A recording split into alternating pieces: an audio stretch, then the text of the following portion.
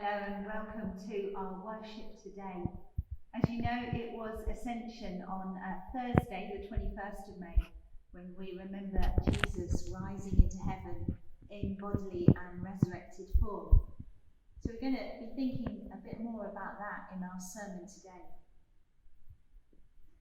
The Ascension of Christ is one of the most important events in the Christian story, and yet it gets overlooked by many.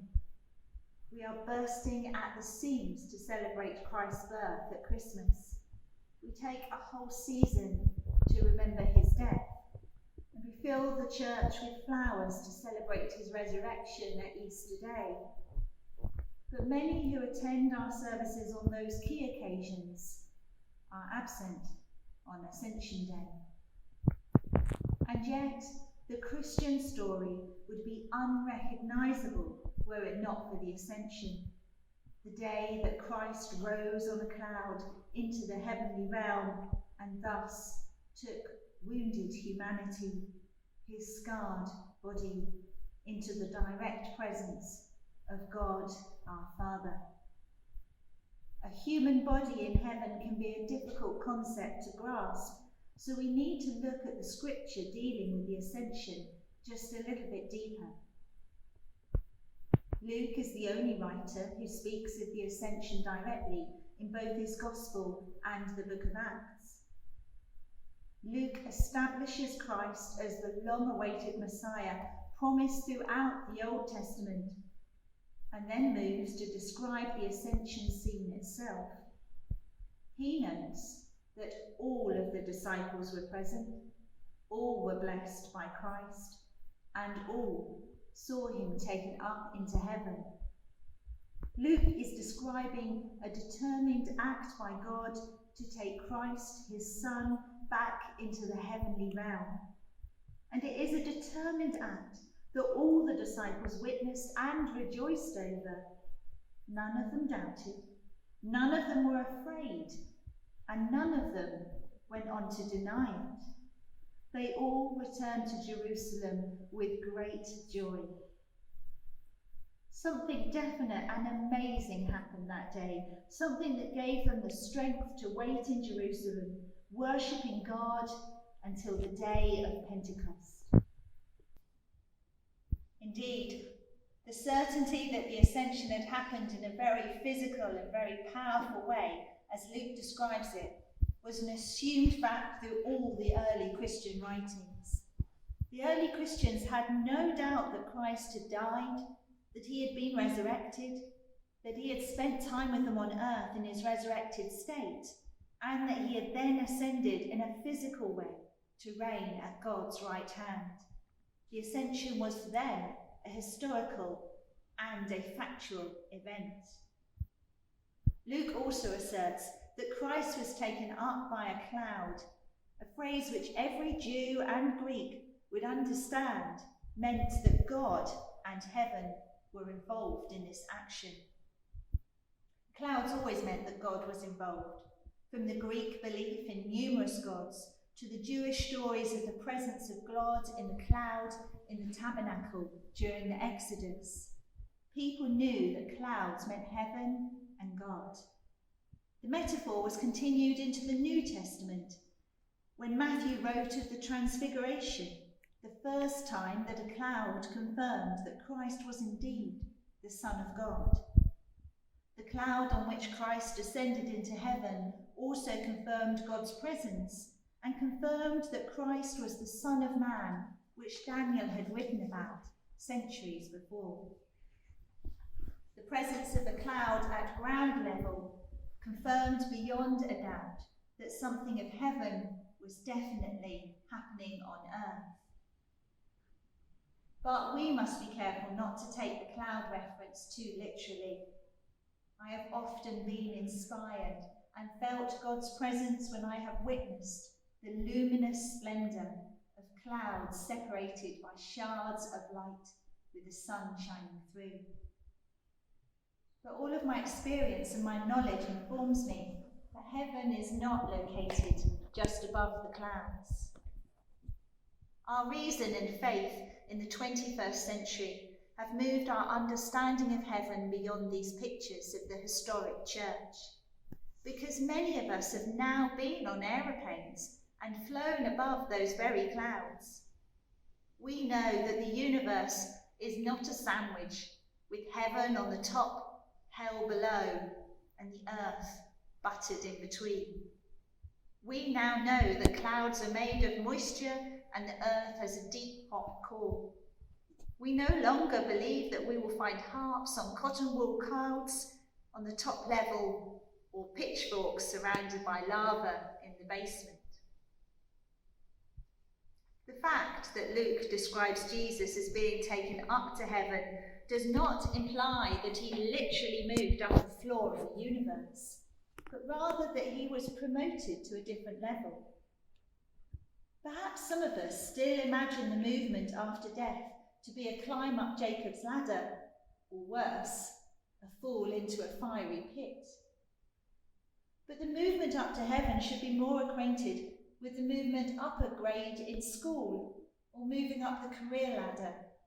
It doesn't necessarily mean that your office is moved to a location on the 15th floor. It rather means that you have moved on to the next dimension. That's what happened to Christ in his resurrected and ascended human form. Heaven is a different dimension of God's universe, rather than a pair of pearly gates hovering above the earth. It is a dimension that we sometimes get a glimpse of, but cannot yet access. A dimension which we can sense and aspire to, but which is just out of our reach. This awareness of another dimension is apparent in many places, including in the Bible, in the second book of Kings, chapter 6. In that narrative, Elijah prays for his servant's eyes to be open to this second dimension of God's kingdom, and thus his servant sees the hills full of the army of God. They were there all along, this army, but he was unaware of the heavenly protection until he prayed for his eyes to be open. We might feel supported by God, but it is rare for us to see that support in physical ways, as that witnessed by Elijah and his servant, or as the witness of the day of the Ascension for the disciples. Tom Wright explains this understanding of heaven in his book, Surprised by Hope. He writes this: basically, heaven and earth in biblical cosmology are not two different locations within the same continuum of space and matter. They are two different dimensions of God's good creation, and the point about heaven is twofold. First, heaven relates to earth obliquely, so that one who is in heaven can be present simultaneously anywhere and everywhere on earth. The Ascension therefore means that Jesus is available and accessible without people having to travel to a particular spot on the earth to find him. There is no ladder to climb or temple to find. Christ is present enough on earth to hear our prayers, and present enough in heaven to intercede for us. Second, heaven is, as it were, the control room of earth. It's the CEO's office, the place from which instructions are given. Hence Jesus says, "All authority is given to me in heaven and on earth," at the end of Matthew's Gospel. Christ is the link between these two dimensions because he has authority in heaven and earth, and because he is human. Heaven and earth are the two interlocking spheres of God's reality, and the risen human body of Jesus is the first, and so far the only, object which is fully at home in both, and hence at home in either heaven or earth. The fact that Christ ascended into this heavenly dimension in his human form is imperative to our Christian understanding. You may recall the Old Testament descriptions of times when people tried to gain access to the direct presence of God.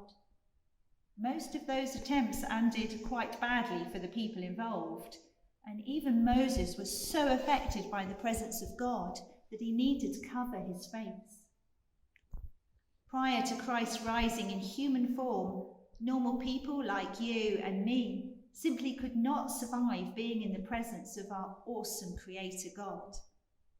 But now that Christ has remained incarnate and risen, we can be assured of access to our Trinitarian God. Humanity can and will one day coexist in the direct presence of God, because Jesus is there as a human being. That is our future promise.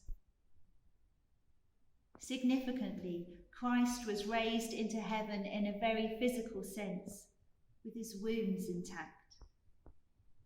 The side that Thomas had been invited to touch, and the hand which had been encouraged to explore, they still retained their holes. Christ still retained all the marks that life had given him, because in the end, they were part of what made him who he was in his death. They were the dear tokens of his passion. Christ's physical form was accepted into heaven, wounds and all, so that humanity will be accepted into heaven with our warts and all. But there is another reason why the Ascension is crucial to our Christian belief. Had Christ not ascended into heaven and had remained on earth proclaiming the good news, healing the sick and befriending the poor and the oppressed, then most of us would simply leave the work all for him to do. We would become passive recipients of his ministry rather than active proclaimants of his good news message. After the resurrection, once they had grasped what had happened to Jesus, the disciples were in danger of slipping back into their previous form of existence, relying on Christ to do the mission and all of the miracles. What those disciples most needed was a vacuum, and this is what the Ascension provided, a space that could only be filled if they picked up the challenge and took it on. In some ways, we, like the disciples, have become fixated on the upwards movement of Jesus. The two men in the white robes in our Acts reading today, they asked the disciples a crucial question. Why do you stand here, looking up into the sky? The point is not so much that Jesus has gone upwards, but that he has gone. The direction of his movement is not as important as his absence. At Ascension, we celebrate the divine absence, which is a vital ingredient to our call to mission. He is not an absent manager, unconcerned for our well-being, but he is a masterful friend, concerned to see what we do when he is no longer physically present with us. Christ has ascended. In time, we are assured he will descend and return to us in the same way. But in the meantime, we are called to action. In Matthew chapter 25, Christ speaks of a parable concerning a man who goes on a long journey and entrusts his wealth to his servants. Each is given a task according to their ability, and each is called to be accountable to their master on his return. Some of the servants grow their master's kingdom, whilst others simply bury the wealth that has been given to them.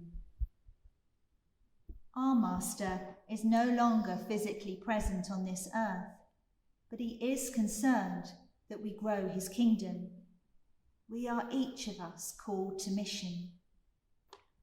Ultimately, the Ascension assures us of God's love for all humanity, a love that has spanned generation and is promised to continue for all eternity, a love that promises Christ's return and offers us all hope. It is now down to us to offer that love out. to grow Christ's kingdom, so that on his return he may say, "Well done, good and faithful servant. You have been faithful with a few things. I will put you in charge of many things. Come, share in the Master's happiness."